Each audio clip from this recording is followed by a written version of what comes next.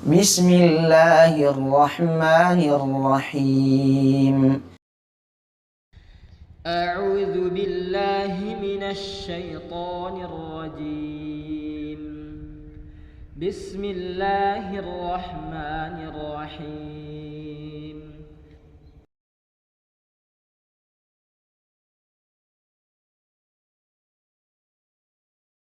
السلام عليكم ورحمة الله وبركاته.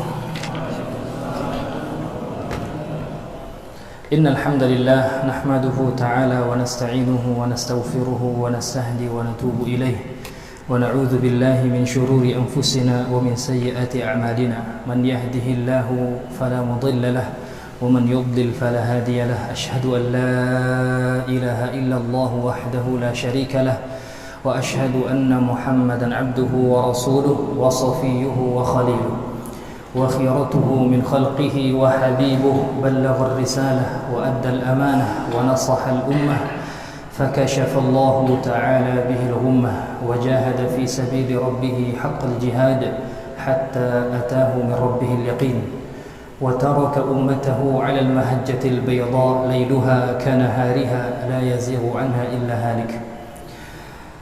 Jamaah yang sama-sama dimuliakan oleh Allah Subhanahu wa taala.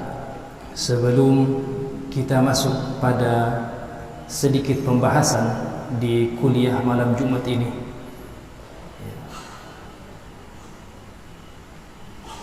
satu di antara perkataan atau di antara pesan yang Allah Subhanahu wa taala selipkan di dalam ayat-ayat talak atau talak, dalam bahasa kita di Indonesia talak, ya, talak dalam bahasa Arabnya, to dalam bahasa Indonesia to-nya menjadi ta. Ya. Kalau karena kami belajar di Bugis, ro biasa menjadi ra. Ya. Alladzi halaka khalaqa. Ya. Ada sebuah pesan yang Allah Subhanahu wa taala sisipkan. Ini penting sekali, ya. Di akhir-akhir juz 2, juz yang kedua, di akhir-akhir juz 2 ini ayatnya kebanyakan berbicara tentang talak.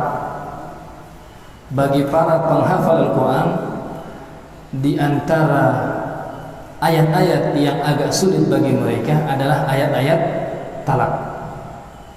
Dan ayat-ayat talak juga salah satu di antara ayat-ayat yang Allah gambarkan terperinci.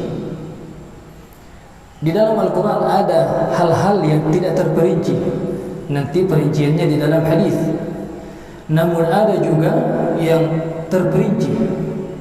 Kata para ulama, ini salah satu bentuk bahwa hal tersebut adalah hal yang sangat perlu untuk diperhatikan.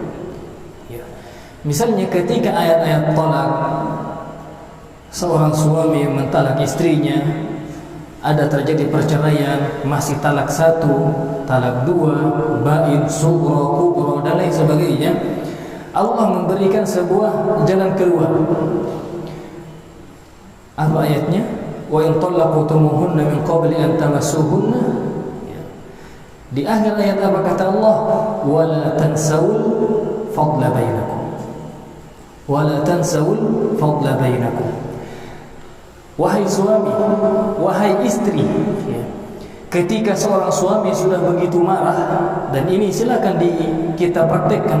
Ketika ingin marah, sudah marah, terkadang marahnya seseorang sehingga berani mengeluarkan kalimat-kalimat yang mungkin tidak baik, sehingga berani juga mengatakan sebuah perkataan, ya, ku ceraikan kamu dan lain sebagainya. Allah berikan jalan, wala tansawul fadla bainakum. Ya. Ini Allah sebutkan ini ayat di pertengahan ayat-ayat talak. Ya. Sehingga kata para ulama, memang ini adalah sebuah jalan keluar bagi mereka yang sedang mengalami masalah. Wala tansawul fadla bainakum. Jangan pernah kalian melupakan kebaikan satu sama lain. Seorang suami, kesalahan sebesar apapun kesalahan istri yang dilakukan, dia punya kebaikan yang patut untuk disyukuri. Silahkan ya. Terkadang suami marah sekali ya, ingin melakukan ini dan ingin itu, ingin memukul dan ingin dan lain sebagainya. Wala tansawul fadla bainakum ya. Kata Allah, coba silahkan kalian ingat kembali apa jasanya ya. Yang kami ingin bahas pada kalimat wala tansawul fadla bainakum, dalam kaidah tafsir dikatakan al-ibratu bi'umumil lafz la bi khususis sabab. Mengambil sebuah ibrah dan pelajaran itu bukan pada al-ibratu bi'umumil lafz, bukan pada sebabnya, namun pada keumuman ayatnya.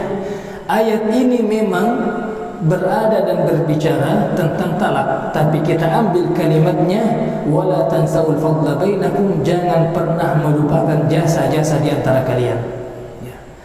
Kami ingin katakan bahwa kuliah malam Jumat ini bukan kuliah biasa, sehingga kami sampaikan ke Ustaz kita, Ustaz Fauzan, tidak salah pilihkah antum ini ya. Kuliah malam Jumat ini bukan kuliah yang biasa. Di antara laporan ya, laporan para kader-kader dakwah yang berada di pedalaman, satu dilaporkan kemarin di Gunung Tembak. Apa katanya? Ketika kami sudah mulai membangun pesantren yang dari Maluku ya, tiba-tiba Allah Subhanahu wa ta'ala mempertemukan dengan seseorang. Lama berbicara, apa kata orang tersebut? Ini dari Hidayatullah mana? Dari Hidayatullah Balikpapan, Pak. Hidayatullah yang di Balikpapan. Apa kata orang tersebut? Oh, saya itu aktif malam Jumat, kuliah malam Jumat bersama almarhum Allahu yarhamu Ustaz Abdullah Said.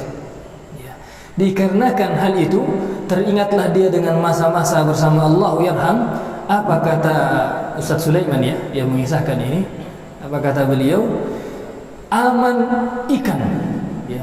Ikan berkurang sedikit saja, datang lagi ikan dari orang tersebut. Wala tansawul fadla bainakum.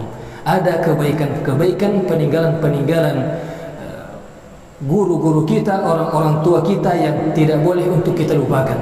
Salah satu di antaranya ini adalah kuliah malam Jumat ini yang subhanallah memberikan banyak bekas pada orang-orang yang rutin datang kajian pada setiap malam Jumat ya.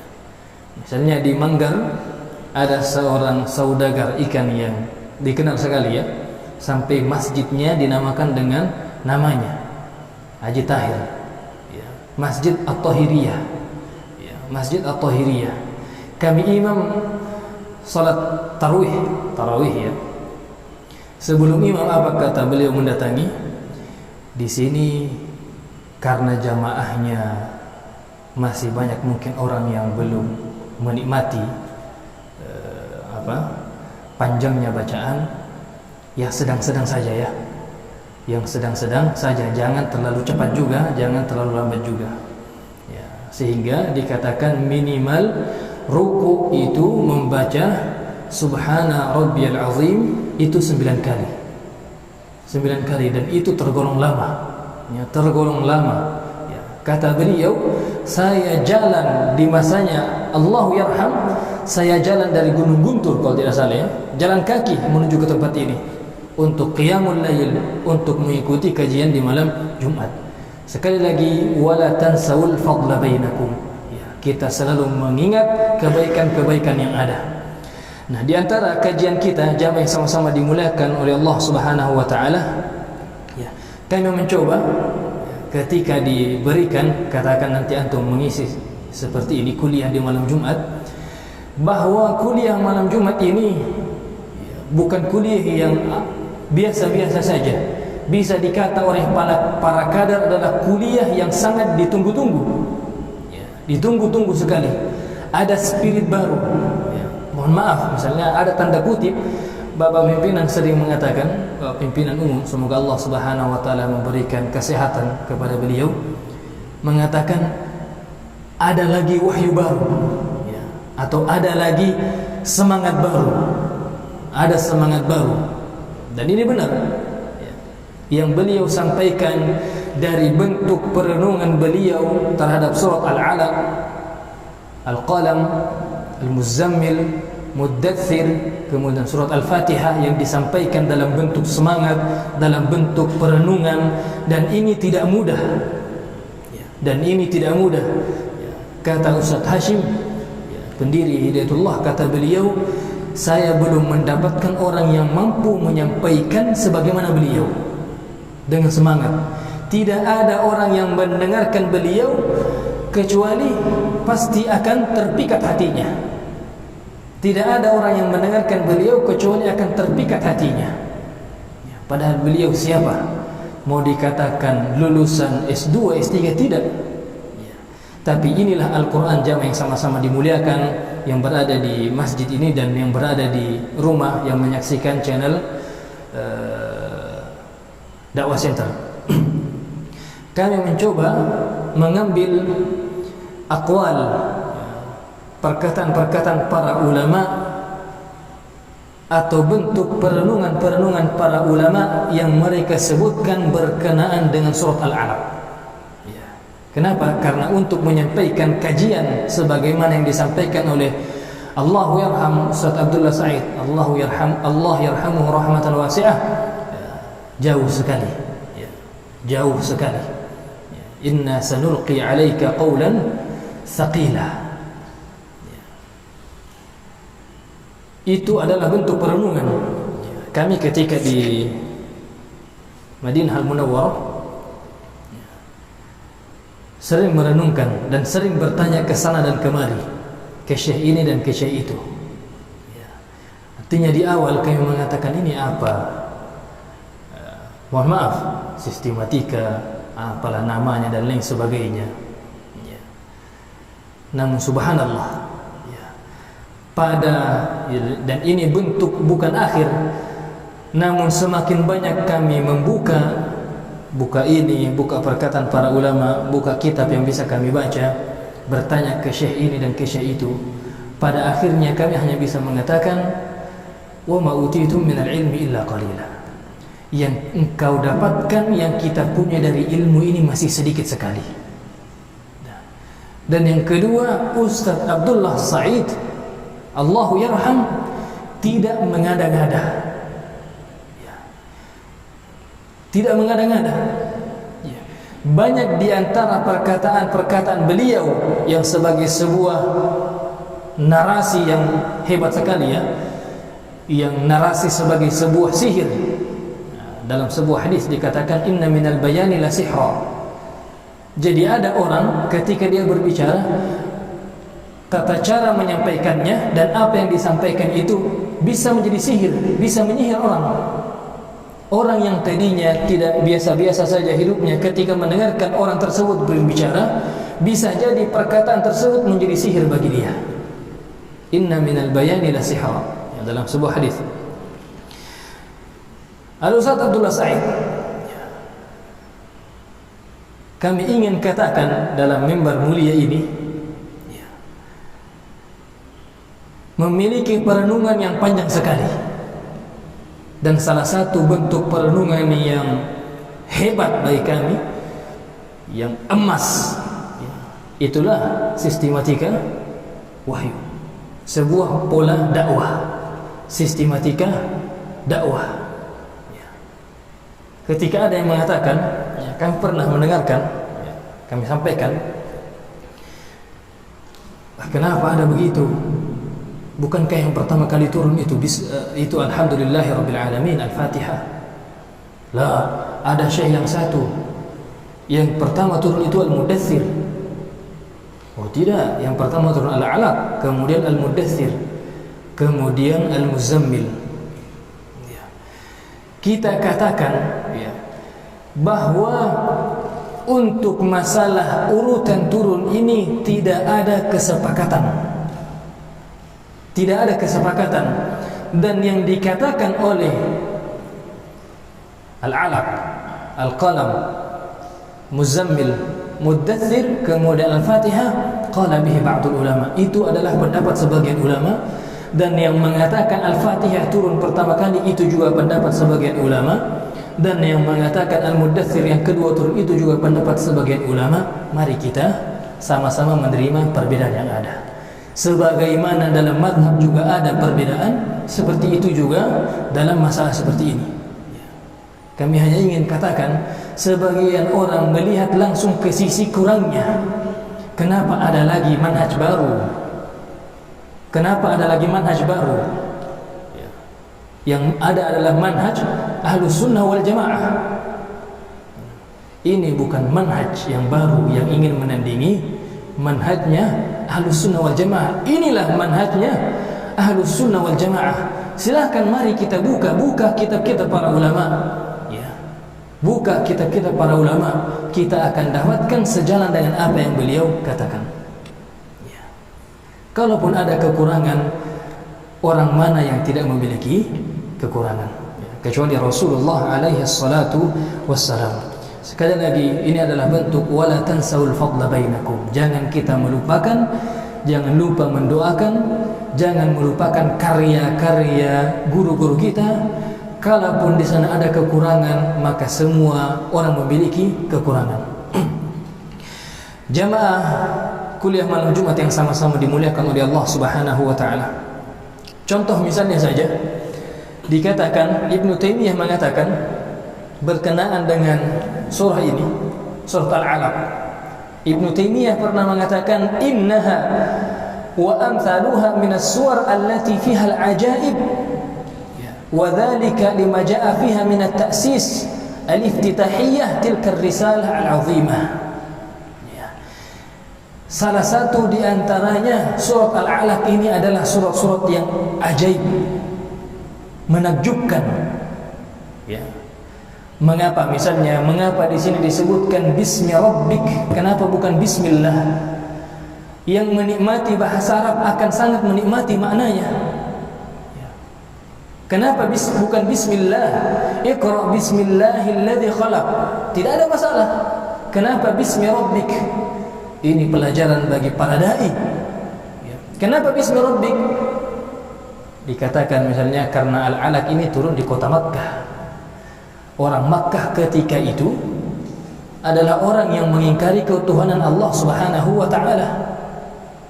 Namun orang Makkah mengakui bahwa yang menciptakan adalah Allah. Wala in sa'altahum man khalaqas samawati wal arda la yaquluna Allah.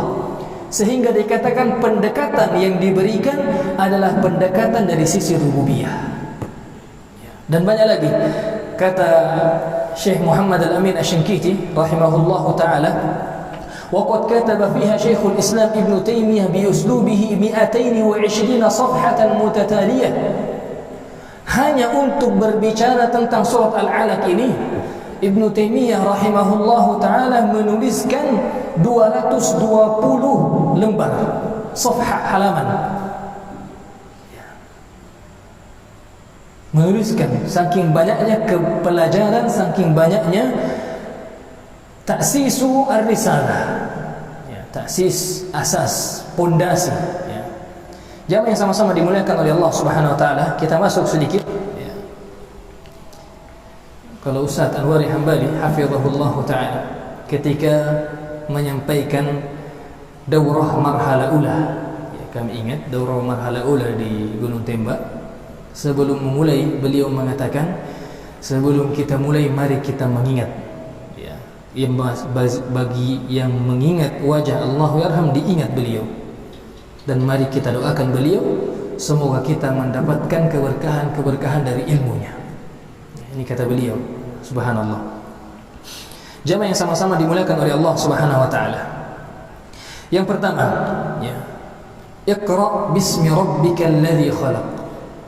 Kami kaji dari sisi tafsirnya. Di antara yang disebutkan oleh para ulama, maknanya adalah Iqra'ul Quran. Tidak disebutkan di sini apa yang ingin dibaca. Tapi para ulama sepakat bahwa yang dibaca adalah Al-Quran. Sebagaimana di surat Setelahnya surat apa? Setelah surat Al-Alaq, Al-Qadar. Inna anzalnahu. Ayat pertamanya apa? Inna anzalnahu. Kenapa tidak dikatakan inna anzalnal Qur'ana fi lailatul qadar? Kata para ulama, disebutkan dhamirnya saja, anzalnahu, kami turunkan ia. Mengapa? Karena ia sudah dikenal. Karena ia sudah dikenal. Ya, saking terkenalnya dia. Ya. Dikatakan iqra'ul Qur'an muftatihan bismi rabbik. Bacalah Al-Qur'an dengan nama Tuhanmu. Sehingga ini menjadi dalil bagi beberapa ulama bahwa wajibnya membaca setiap awal surah dengan Bismillahirrahmanirrahim. Ya. Tentu dalam sisi tadabburnya, sisi kajiannya, bacalah segala sesuatu, bacalah alam ini dengan semuanya sangkut pautkan dengan Allah Subhanahu wa ta'ala. Dikatakan juga bisa bermakna, ya. Ketika Rasulullah alaihi salatu wassalam disuruh untuk membaca, apakah Rasulullah mampu? Iqra ya Muhammad, kata Jibril. Apa jawaban Rasulullah alaihi salatu wassalam? Ma ana biqari. Aku tidak bisa membaca. Nanti kita sebutkan, disebutkan oleh Syekh Muhammad Al-Amin Asy-Syinkiti, ini ada sebuah, oleh sebagian orang memandang ada hal yang aneh. Muhammad sallallahu alaihi wasallam ummi. Ummi berbeda dengan ummi. Ummi artinya la yaqra wa la yaktub, tidak mampu membaca dan tidak mampu menulis. Bagaimana mungkin ada perintah membaca kepada orang yang tidak mampu membaca? Kita jawab sebentar ya. Ketika Rasulullah alaihi salatu wassalam disuruh iqra ya Muhammad, ma ana biqari, saya tidak bisa membaca wahai Jibril. Dikatakan jamaah yang sama-sama dimuliakan, ini adalah hal yang sulit. Ini adalah hal yang sulit bagi Rasulullah alaihi salatu wassalam. Sulit atau tidak? Ketika Rasulullah alaihi salatu wassalam pulang dari gua, zammiluni zammiluni, dathiruni dathiruni, selimuti aku wahai Khadijah. Ketakutan Rasulullah alaihi salatu wassalam. Iqra ya Muhammad, ma ana biqari. Kata para ulama, maknanya iqra bismi rabbikal ladzi khalaq bisa bermakna iqra'ul Qur'an musta'inan bismi rabbik. Bacalah Al-Qur'an dengan meminta pertolongan kepada Allah Subhanahu wa taala. Apa kata Fakhrul Razi? Ka'annahu yaj'alul ism alah fima yuhawiluhu min amri ad-din wad dunya. Seakan-akan dikatakan bahwa kalau engkau merasa kesulitan dalam masalah apapun di dalam agama dan dunia, ketika ada kesulitan, iqra bismi rabbik. Sebagaimana Nabi Muhammad alaihi salatu wassalam ketika diperintahkan, Muhammad baca. Aku baca apa? Iqra bismi rabbik. Kalau engkau kesulitan, bacalah dengan nama Tuhanmu. Sehingga ini sudah maklum sekali. Apapun hajat kita, apapun kesusahan kita, ketika waman yatawakkal 'ala Allah fahuwa hasbuh. Kalau itu semuanya kita kembalikan kepada Allah Subhanahu wa taala, maka Allah Subhanahu wa taala sudah cukup. Sudah cukup. Ay ista'in bismi rabbik wattakhidhu, dan jadikan Allah Subhanahu wa taala, atau jadikan nama Allah Subhanahu wa taala ini yang akan memudahkan kalian pada hal-hal yang membuat kalian sulit. Ini salah satu makna yang disebutkan oleh para ulama tentang makna dari iqra bismi rabbik. Iqra bismi rabbik. Kemudian mengapa dikatakan bismi rabbik? Ada perbedaan ketika orang mengatakan subhanallah. Dalam Al-Quran ada ya, subhanallah, subhanallah. Namun ada juga di dalam Al-Quran subhana rabbina, wa yaquluna subhana rabbina, bismillah, bismi rabbik. Ya. Mengapa dikatakan oleh para ulama kita dalam kitab tafsir, mengapa menggunakan bismi rabbik, tidak menggunakan bismillah, sementara Allah ismullahil a'zam. Ismullahil A'zam, nama yang paling agung bagi Allah adalah Allah. Dan tidak ada kebolehan memiliki nama dengan nama Allah. Kenapa? Dikatakan lianna hadhihi surah kanat min awail ma nazal wa kana ar-rasul alaihi salatu wassalam qad fazi'. Disebabkan surat ini adalah surah yang pertama kali turun. Dan ketika wahyu pertama turun, kana Nabi sallallahu alaihi wasallam fazi'. Rasulullah itu takut. Datang ketakutan. Ya, takut. Faqal, maka dikatakan, maknanya seakan-akan dikatakan huwa alladhi rabbaka fa kaifa yufzi'uka fa afadaha fa kaifa yufzi'uka. Ya. Iqra bismi rabbik, menggunakan kata rabb di sini seakan-akan maknanya Allah Subhanahu wa taala adalah Tuhan yang rabbaka, yang membimbingmu. Bagaimana mungkin Allah Subhanahu wa taala menakut-nakutimu? Sehingga menggunakan kalimat rabb. Tidak menggunakan kalimat ifdhu atau lafzul jalalah Allahu Subhanahu wa taala. Atau bisa bermakna menggunakan kalimat rabb di sini, maknanya adalah rabbaituka falazimakal qada fala tatakasal. Saya sudah mengurusmu, saya sudah menciptakan kamu dari an-nutfah, air mani, dari alaqah, kemudian dari mudghah, kemudian izam, fakasawna al-izama lahma, kemudian menjadi, aku sudah rabbaituka, aku sudah membimbingmu, aku sudah menciptakanmu, maka engkau harus membalas penciptaan tersebut atau bimbingan tersebut dengan menjadi seorang hamba yang lebih baik. Fala tatakasal. Ya, ini mengapa menggunakan kalimat rabb. Kemudian jamaah yang sama-sama dimuliakan oleh Allah Subhanahu wa taala, alladzi khalaq. Ya. Alladzi khalaq, yang menciptakan.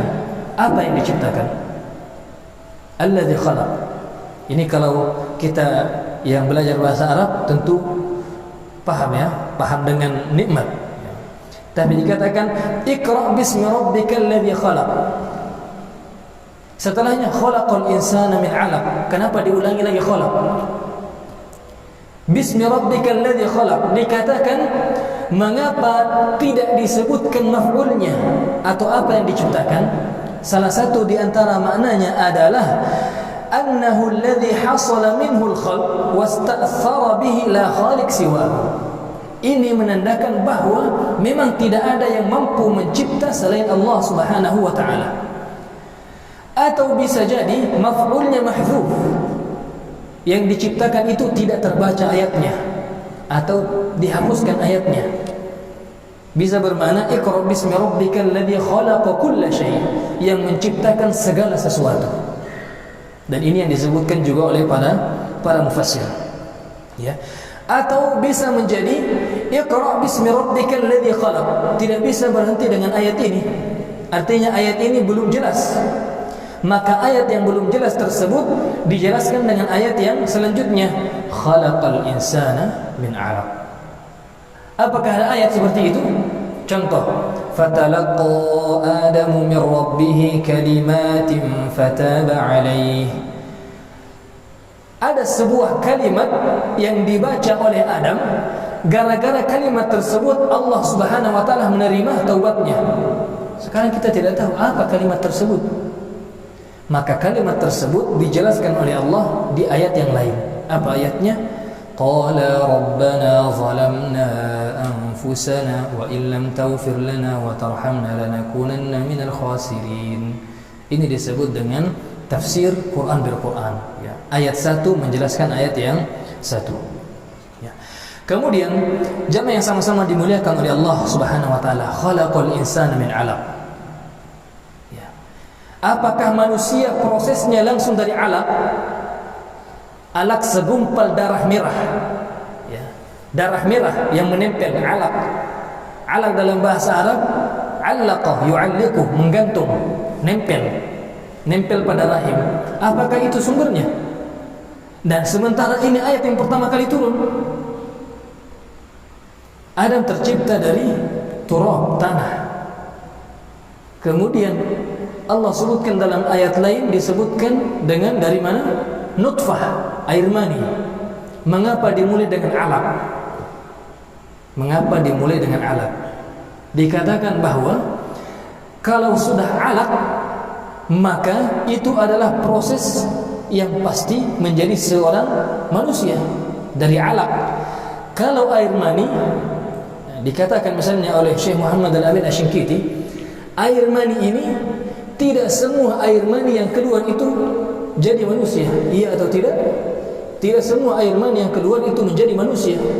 Kata beliau, kal muhtalim, sebagaimana orang yang mimpi. Sehingga Allah tidak menyebutkannya karena kepastiannya tidak sebagaimana kepastiannya alaq. Dan subhanallah, jamaah yang sama-sama dimuliakan oleh Allah Subhanahu wa taala, dikatakan ya, mengapa Allah Subhanahu wa taala mengatakan khalaqal insana min 'alaq. Ini adalah bentuk agar seseorang mengingat hakikat kehidupannya. Kita kembali sedikit, misalnya masuk ke surat Al-Mu'minun. Apa kata Allah di surat Al-Mu'minun? وَلَقَدْ خَلَقْنَا الْإِنسَانَ مِنْ سُلَالَةٍ مِنْ طِينٍ. Dan kami telah ciptakan manusia dari saripati tanah. Kata para mufassirin, makna sulalatin min tin ini adalah dari semua bentuk tanah. Tanah yang baik, tanah yang buruk, semua bentuk tanah itu dikumpulkan menjadi sebuah adonan, dan dari tanah tersebut diciptakanlah Adam. Sehingga dikatakan bahwa seseorang yang hidup tidak ada kesalahannya, semuanya kebaikan, pada hakikatnya nasabnya itu kepada malaikat. Pada hakikatnya nasabnya kepada malaikat, tidak ada kurangnya, tidak ada semuanya 100%, tidak ada punya kekurangan, kebaikan semuanya, maka nasabnya sebenarnya dia malaikat. Namun kalau ada juga orang yang tidak ada kebaikannya, semuanya keburukan, kesalahan, kejelekan, maka nasabnya kepada syaitan. Kata Imam Al-Ghazali, sesungguh manusia yang sesungguhnya adalah mereka yang membangun setelah merobohkan, mereka yang memperbaiki, menambal setelah membocori, mereka yang bertaubat setelah melakukan kesalahan. Karena tidak bisa dipungkiri kebaikan dan keburukan itu sudah ada ya. Namun taubatlah yang menjadi sumber kebahagiaan. Ya. Apa kata Allah? Thumma ja'alnahu nutfatan fi qararin makin. Air mani fi qararin makin, dalam sebuah rahim, dalam sebuah tempat yang terjaga ya. Ini tadabbur di surat Al-Mu'minun. Apa kata Allah? Thumma khalaqna an-nutfata 'alaqah fa khalaqna al-'alaqata mudghah fa khalaqna al-mudghata 'idhama fa kasawna al-'idhama lahma thumma ansha'nahu khalqan akhar fatabarakallahu ahsanul khaliqin. Ini sempurna. Kami jadikan manusia dari sebuah nutfah yang kami masukkan pada sebuah rahim seorang ibu. Thumma khalaqna nutfata 'alaqah. Jadilah nutfah ini 'alaqah. Apa bedanya 'alaqah dengan 'alaq? 'Alaq adalah jamak dari 'alaqah. Ya, 'alaq adalah jamak dari 'alaqah. Menjadi darah yang menempel, darah merah, ad-dam al-ahmar yang menempel pada rahim. Kemudian dari 'alaqah fa khalaqna al-'alaqata mudghah, menjadi segumpal darah. Fa khalaqna al-mudghata 'idhama, dari segumpal darah atau daging menjadi tulang. Fa kasawna al-'idhama lahma, dari tulang tersebut dibungkus kembali dengan daging-daging. Thumma ansha'nahu khalqan akhar, sempurna manusia. Maka jawaban kita, fatabarakallahu ahsanul khaliqin. Maha suci Allah, sebaik-baik dan semantap-mantapnya, ya, sebaik-baik pencipta. Sehingga dalam bentuk tadaburnya dikatakan bahwa Allah Subhanahu wa ta'ala yang mampu menciptakan manusia dari setetes air mani, mampu menciptakan dari setetes air mani menjadi orang yang min ba'di dha'f yang kuat, keluar menjadi anak bayi, menjadi seorang yang kuat. Kalau Allah Subhanahu wa ta'ala mampu menjadikan dari setetes mani menjadi segumpal darah, menjadi daging, menjadi izama azman, ya, menjadi tulang, menjadi manusia yang sempurna, maka kata para ulama, maka Allah juga mampu memberikan kepada engkau kekuatan untuk membawa risalah ini.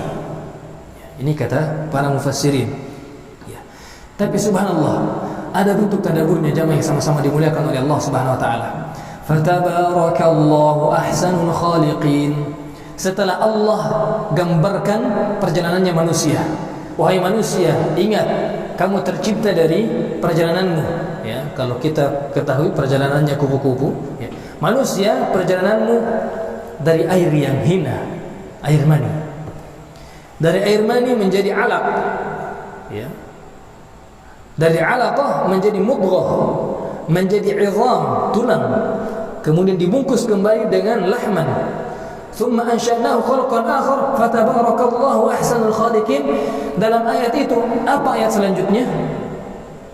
Thumma innakum ba'da dzalika lamayitun. Tapi ingat, itu prosesnya. Tapi ingat, pasti kamu akan mati. Ini hal yang pasti. Di antara para ulama ada yang mengambil makna, mengatakan lihatlah bagaimana Allah Subhanahu wa ta'ala memberikan gambaran betapa indahnya proses tersebut dan betapa cepatnya proses tersebut.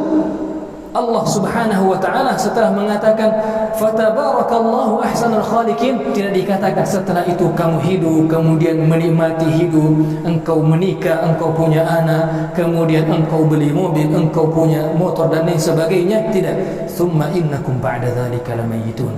Ingat, itu prosesnya. Hakikatnya engkau akan menghadap kepada saya. Innakum ba'da dzalika lamayitun, pasti akan mati. Summa innakum yaumal qiyamati tub'atsun. Kata para ulama, apakah kalian sudah sadar?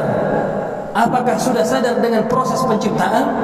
Ya, kita semua sadar dan kita akui proses penciptaannya manusia memang dari nutfah. Dan orang, para dokter bisa menyaksikan itu dari nutfah, kemudian ketika di USG, ya, diperiksa, oh sudah mulai kelihatan dalam bentuk alaqah, mudghah, oh sudah mulai kelihatan kakinya. Percaya atau tidak dengan proses tersebut? Fatabarakallahu ahsanul khaliqin. Apakah engkau takjub dengan proses yang Allah Subhanahu wa ta'ala lakukan dengan proses penciptaanmu? Oke, kalau kalian sudah percaya dengan proses tersebut, maka percayalah juga dengan summa innakum ba'da dzalika lamayitun. Kalian pasti akan mati. Summa innakum yaumal qiyamati tub'atsun. Dan setelah kalian mati, kalian akan dibangkitkan oleh Allah Subhanahu wa ta'ala. Ya, khalaqal insana min 'alaq. Ya. Khalaqal insana min 'alaq. Mengapa disebutkan insan? Apakah yang diciptakan oleh Allah Subhanahu wa ta'ala adalah insan saja? Ya, kalau dalam kaidah bahasa Arabnya ini disebut dengan zikrul khas ba'dal 'am, menyebutkan yang khusus setelah yang umum. Umumnya tadi apa? Iqra bismi rabbikal ladzi khalaq. Allah yang menciptakan, khalaq kulla syai', segala sesuatu. Kemudian khalaqal insan, mengkhususkan manusia. Bentuk pengkhususan manusia ini adalah bentuk tasyrif, pengagungan. Karena manusialah yang paling agung, ciptaan yang paling agung. Laqad khalaqnal insana fi ahsani taqwim, di ayat sebelumnya, di surah sebelumnya, At-Tin. Kemudian dikatakan juga kenapa disebutkan di sini insan, manusia saja? Ya, karena dikatakan yang betul-betul menyadari tentang hakikat proses penciptaannya adalah manusia. Apakah ada sapi yang mau mengambil pelajaran dari proses penciptaannya? Ya, manusia tentunya. Ya, di sini dikatakan takhsisul insani bidzikr. ya, min baini jumlatil makhluqat, ya, salah satunya li'annahu asyrafu ma 'ala wajhil ard, karena dialah ciptaan Allah Subhanahu wa taala yang paling agung yang berada di atas muka bumi. Ya, ini mengapa disebut dengan al-insan. Ya. Kemudian Iqra wa rabbukal akram. Ada perintah Iqra di awal, diulangi lagi perintah Iqra keduanya. Kata para ulama ini bentuk penekanan, takkid. Sebagian lain juga mengatakan yang pertama itu Iqra li nafsik, bacalah untuk dirimu. Yang kedua ini Iqra lit tabligh. Yang pertama bacalah untuk dirimu, ambillah kebaikan dan sadarilah kebaikan semua itu bahwa hakikat penciptaan adalah Allah. Iqra yang kedua adalah dan sampaikanlah kepada manusia. Ini dikatakan oleh para ulama, al-awwalu li nafsik was-tsani lit-tabligh. Dikatakan oleh ulama lain, al-awwal lit-ta'allum min Jibril. Yang pertama adalah proses belajarnya Rasulullah alaihi salatu wassalam kepada Jibril. Iqra bismi rabbikal ladzi khalaq. Iqra yang kedua, Iqra wa rabbukal akram. Itu adalah proses mengajarkan.